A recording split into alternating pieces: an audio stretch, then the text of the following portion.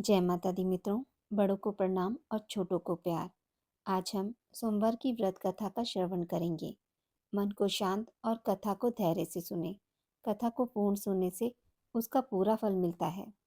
चलिए शुरू करते हैं। एक समय की बात है। अमरपुर नगर में एक धनवान व्यवसायी रहता था। उसका व्यापार बहुत दूर दूर तक फैला हुआ था। यहाँ के सभी नगरवासी उसका बहुत आदर करते थे। उस व्यापारी के पास किसी भी चीज की कमी नहीं थी, लेकिन फिर भी वह अपने जीवन में सुखी नहीं था। दरअसल उस व्यापारी का एक भी बेटा नहीं था, जिस कारण हर समय उसे चिंता सताती थी कि उसके मरने के बाद उसकी संपत्ति की देखभाल कौन करेगा। वह व्यापारी बेटे की चाहत में हर सोमवार को बाबा भोलेनाथ की पूजा करता और शाम ढलते ही वह मंदिर में जाकर शंकर भगवान के सामने दीप जलाता था। एक दिन माँ पार्वती उसकी श्रद्धा भक्ति से खुश हो गई। उन्होंने बाबा भोलेनाथ से उस व्यापारी की इच्छा पूरी करने के लिए प्रार्थना की। इस पर भगवान शिव ने कहा, इस दुनिया में हर किसी को उसके कार्य के आधार पर फल मिलता है। भगवान शंकर के समझाने पर भी पार्वती जी नहीं मानी। वह लगातार भगवान भोलेनाथ से यही कहती रही कि वह आपका सबसे बड़ा भक्त है, उस व्यापारी की इच्छा पूरी कर दीजिए। अंत में शिवजी ने मां पार्वती के अनुरोध पर उस व्यापारी को बेटे का वरदान दे दिया। आशीर्वाद देने के बाद भगवान शंकर ने पार्वती माता से कहा, मैंने आपके अनुरोध पर उस व्यापारी को बेटे की प्राप्ति का आशीर्वाद तो दे दिया, लेकिन उसका बेटा केवल 16 साल की उम्र तक ही जीवित रहेगा।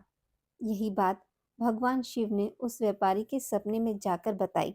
वरदान पाकर व्यापारी प्रसन्न था, लेकिन बेटे की उम्र 16 साल की होगी सोचकर फिर से दुखी हो गया। वह पहले की तरह फिर से हर सोमवार को भगवान शंकर की पूजा करने लगा। कुछ समय बीतने के बाद उसके घर में एक बच्चे ने जन्म लिया, जो बहुत सुंदर था। उसका नाम अमर रखा गया। बेटे के जन्म के साथ ही व्यापारी के घर में खुशियां छा गईं। बेटे के जन्म की खुशी में एक समारोह का भी आयोजन किया गया। इस जश्न के माहौल में व्यापारी अभी भी दुखी था। हर समय उसे यही डर लगा रहता था कि उसका बेटा अधिक दिनों तक जीवित न रह सकेगा। धीरे धीरे समय बीतता गया और उसका बेटा अमर 12 वर्ष का हो गया।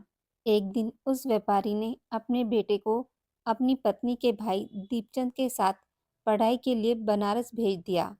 वाराणसी जाते समय रास्ते में जहाँ भी अमर और उसका मामा दीपचंद आराम करने के लिए रुकते, वहाँ वो यज्ञ और ब्राह्मणों के लिए भोजन की व्यवस्था करते जाते थे। कुछ दूर जाने के बाद अमर और दीपचंद एक नगरी पहुंचे। यहाँ नगर के महाराज की बेटी चंद्रिका की शादी थी, जिसके लिए पूरे नगर को दुल्हन की तरह सजाया गया था। ठीक उसी समय बारात भी आ गई। इस समय लड़के का पिता परेशान था, क्योंकि उसके बेटे की एक आंख खराब थी। उन्हें डर था कि अगर लड़की वालों को यह बात पता चल जाएगी तो वह शादी तोड़ देंगे। तभी लड़के के पिता की नज़र अमर और दीपचंद पर पड़ी। लड़के के पिता के मन में तुरंत यह ख्याल आया कि क्यों ना अमर को ही दूल्हा बनाकर शादी के मंडप में बैठा दिया जाए। एक बार जब उसका विवाह राजकुमारी से हो जाएगा तो फिर वह उसके बाद उसे कुछ पैसे देकर वहां से विदा कर देंगे।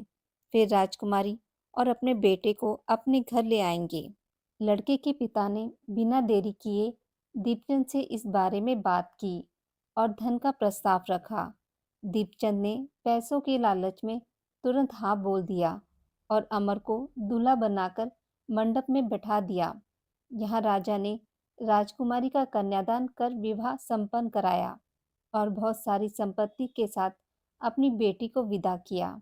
शादी के बाद जब अमर वहां से लौट रहा था तो उसे लगा झूठ बोलना सही नहीं है और उसने राजकुमारी चंद्रिका के दुपट्टे पर सारी सच्चाई लिख दी।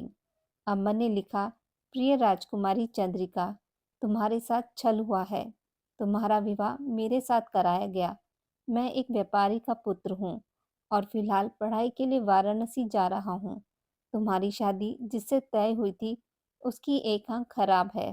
राजकुमारी चंद्रिका ने यह सच्चाई जानने के बाद उस लड़के के साथ जाने से इनकार कर दिया और अपने पिता के साथ ही रहने लगी।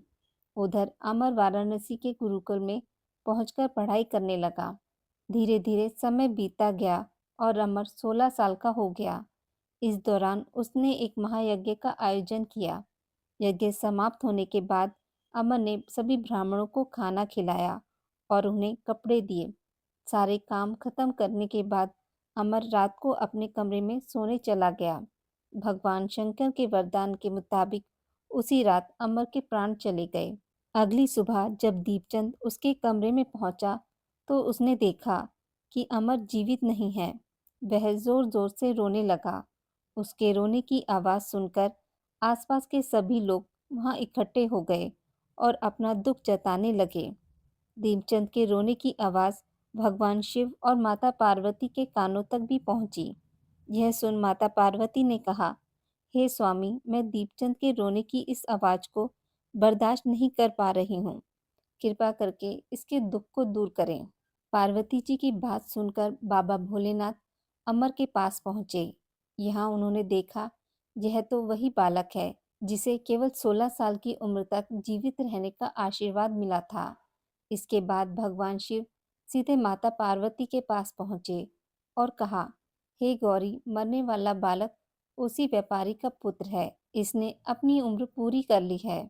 यह सुनकर माता पार्वती ने भगवान शिव से एक बार फिर से आग्रह किया। उन्होंने कहा, स्वामी, आप कृपा करके इस बालक को दोबारा जीवित कर दें। इसे मृत देख इसके माता पिता भी अपने प्राण त्याग देंगे। माता पार्वती ने बाबा भोलेनाथ को याद दिलाया कि अमर के पिता उनके सबसे बड़े भक्त हैं। कई सालों से वह हर सोमवार को उनकी पूजा करते आ रहे हैं। माँ गौरी के अनुरोध पर भगवान शंकर ने अमर को जीवित होने का आशीर्वाद दिया और अमर दोबारा जीवित हो गया। कुछ समय बाद जब अमर की पढ़ाई पूरी हो गई तो वह अपने मामा दीपचंद के साथ वापस अपने गांव चला गया। चलते चलते दोनों उसी नगरी में पहुंचे जहां राजकुमारी चंद्रिका से उसका विवाह हुआ था। यहाँ पहुंचकर अमर ने महायज्ञ किया। तभी पास से गुजर रहे उस नगर के महाराज ने महायज्ञ होते देखा। महाराज ने एक ही पल में अमर को पहचान लिया और महायज्ञ के समाप्त होते ही वो अमर और दीपचंद को अपने साथ ले गए। कुछ दिनों तक उन्होंने अमर और दीपचंद को अपने महल में ही रखा।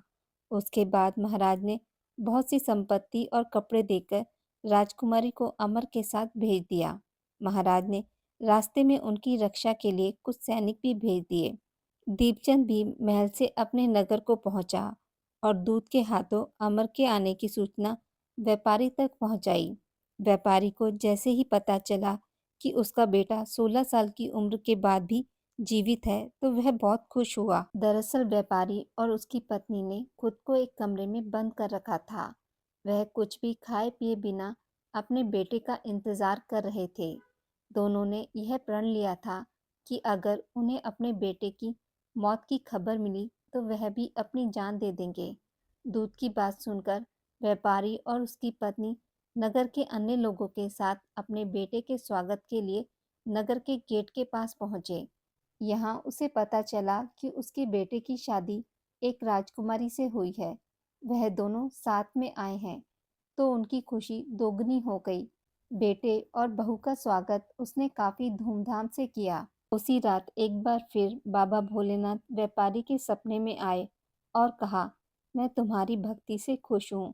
हर सोमवार को तुम मेरी पूजा करते हो, इसलिए मैंने तुम्हारे बेटे को लंबी उम्र का वरदान दिया है।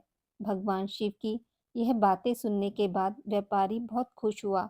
बेटे का जीवन वापस मिलने के बाद भी व्यापारी हर सोमवार को भगवान शिव जी की आराधना करता रहा। इससे भगवान शिव और माता पार्वती की कृपा व्यापारी के घर में बनी रही। हे भगवान शिव और माता पार्वती, जैसी कृपा आपने व्यापारी पर करी वैसी सब पर करना। कहानी कहने वाले, सुनने वाले और हुंकारा भरने वालों पर भी करना। बोलिए शंकर भगवान और माता पार्वती की जय। आज की इस वीडियो में बस इतना ही। मित्रों, अगर आपको यह कथा अच्छी लगी हो तो मेरे वीडियो को लाइक और शेयर ज़रूर करें और पूजा पाठ से जुड़ी जानकारी के लिए मेरे चैनल को सब्सक्राइब करना ना भूलें। धन्यवाद।